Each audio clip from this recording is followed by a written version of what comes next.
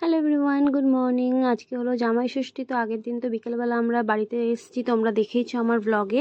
তো এখন সকালবেলা উঠে মায়ের হাতে হাতে তো একটু হেল্প করতে হবে, নাহলে এত রান্না মা একা কী করে পারবে, তাই না? তাই সকালবেলা উঠে চানা মশলাটা আমি বানালাম, আর বাইরের মানে ঘরের রান্নাঘরে আর বাইরের রান্নাঘরে মা ওইদিকে লুচি ফুচি সব কিছু করেছে। আর এখানে জয়কে খেতে দিয়ে দিয়েছে জামাইয়ের ব্রেকফাস্ট। আরও মানে আরেকটা জামাইবাবু আসবে, সে এখনও এসে পৌঁছায়নি। আর আমি যেহেতু মাটন খাই না, তো আমারও তো ইন্টারেস্ট নেই রান্নাটা শেখার প্রতি। তো আমি ঘরে কিন্তু এখানে চিকেন রান্না করছি, আর ওখানে মা মাটন রান্না করবে, আর অনেক কিছু রান্না করেছে, যদিও সেটা আমি তোমাদেরকে পরে দেখাচ্ছি। আর এই রান্নাটা করার কথা ছিল আমার দিদির, সে এখনও এসে পৌঁছায়নি, তাই আমাকেই করতে হচ্ছে। তাই কিছু করার নেই। তো তারপরে কিন্তু আমি স্নান টান করে রিহুকে খাওয়াতে বসেছি, আর ও তো খাওয়াতে গেলে তো 1-1.5 ঘন্টা লাগবেই। আর দিদিরা সব চলে এসছে, ও রিহুর দাদার চশমা পরে বসে আছে, সে মুখে নিয়ে ভাত তো একদম বসে আছে, তো আছে 1.5 ঘন্টা ধরে খাওয়ালাম আমি যাই করে হোক। তারপরে কিন্তু দেখো এখানে জামাইবাবু চলে এসছে, আর জয় তো বাড়িতেই ছিল। তো এখানে কিন্তু খেতে দিয়ে দেওয়া হয়েছে, আর মা দেখো সে কী বানিয়েছে।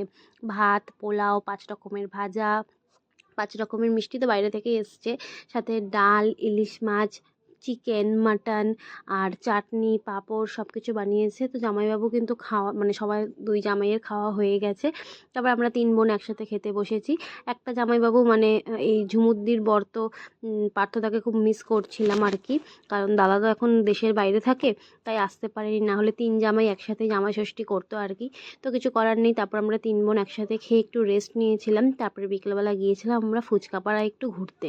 আমরা আজকে ভেবেছিলাম একটু বেলায় বেলায় আসবো, একটু নৌকা চড়বো, তাই কিন্তু আমরা সেই প্ল্যানিং করে শাড়িটা পরেছিলাম। যেহেতু আমাদের শাড়ি পরা সবসময় হয় না, তাই এই শাড়ি পরে একটু ফটোশ্যুট করবো বলে এসেছিলাম।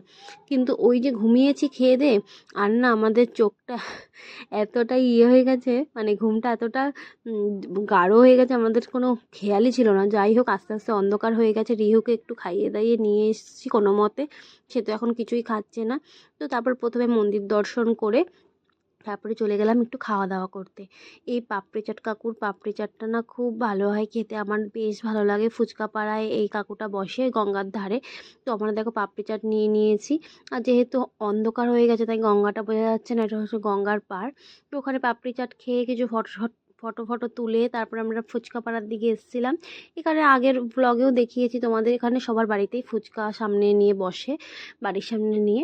তো একটা দোকানে আমরা গিয়েছিলাম ফুচকা খেতে, তো সেখানে কিন্তু বেশি একটা ফুচকাটা ভালো ছিল না, নেতানো নেতানো ছিল, তাই আমরা ওখান থেকে বেশি ফুচকা খাইনি, 2-3টে করে খেয়ে আমরা অন্য দোকানে চলে গেছিলাম।